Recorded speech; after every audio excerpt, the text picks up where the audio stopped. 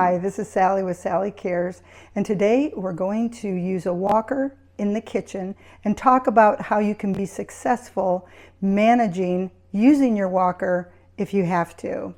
One of our viewers commented that they were an occupational therapy assistant and they specifically would like to see some of these kinds of videos to share with their patients while they were working with them in skilled care. So that's exciting. So if any of you have any comments about videos you might like to see, or you have a comment about this particular video, or you have questions in general, please list down below there in the comment section exactly what you need, and I would be more than happy to try to help you out with the challenges that you're facing, whether you're the patient or a therapist or a physician or whatever. I'm here to help you. So I borrowed a four-wheel walker like this, which is so common. We use them all the time. I know in skilled facilities frequently they'll use the aluminum frame walker, especially if orthopedics are involved, like a total hip replacement or a total knee.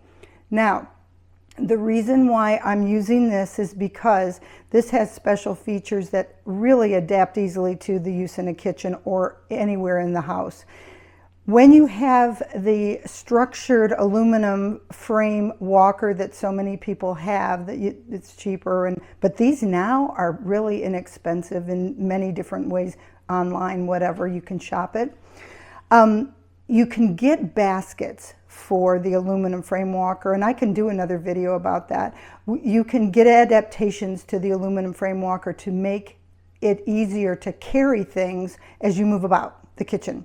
So let's just say that the patient, or you, whatever, has a walker like this. These routinely come with the seat that comes up, and there's a basket insert here where you can place things.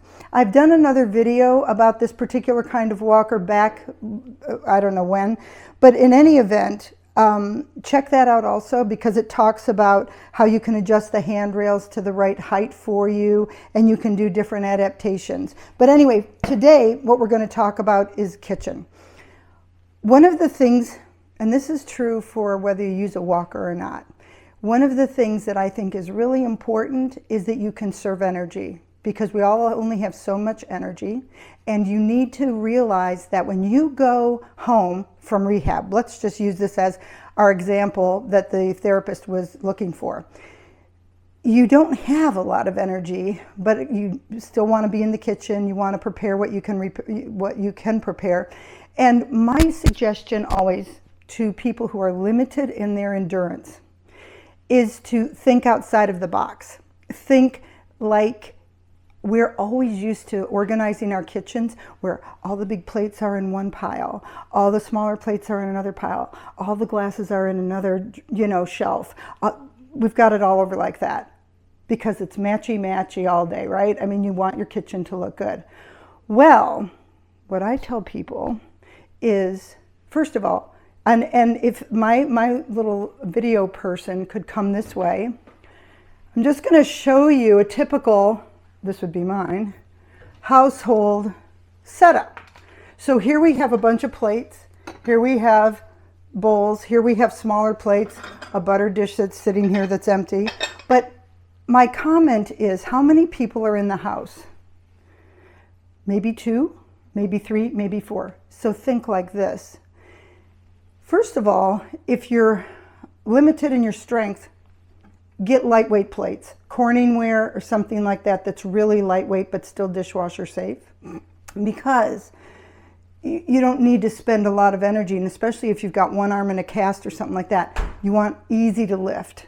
Lightweight, think like that. It's not expensive. Buy a set of 4. You don't have to buy a zillion of them. So when I go into someone's kitchen, my suggestion is, if there are 2 people, husband and wife, partner, whatever, and that's it, and the once in a while neighbor that comes over, or the once in a while kid that comes by to check on things, this is what I do. I tell them, take everything out. Don't mind the extra junk, because we all have extra junk in our cabinets. But here's what I do. Let's say it's the 2 people. and we have less heavy dinnerware, that's what you do.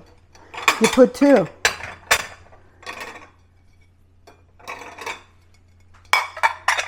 You put 2. And you put 2. That's it. Then you think, well, that's not heavy at all. What am I going to do with all that? I don't care. Find another place to put that somewhere until you can lift more. But then we're going to get smarter. We're going to take these and put them here because it's all lightweight. We're going to say, okay, let's go over and get a couple glasses. What kind of glasses do we use? Oh, I don't know. Tervis tumblers, whatever. And we're going to put them right here. Okay? You might even throw a couple small things there.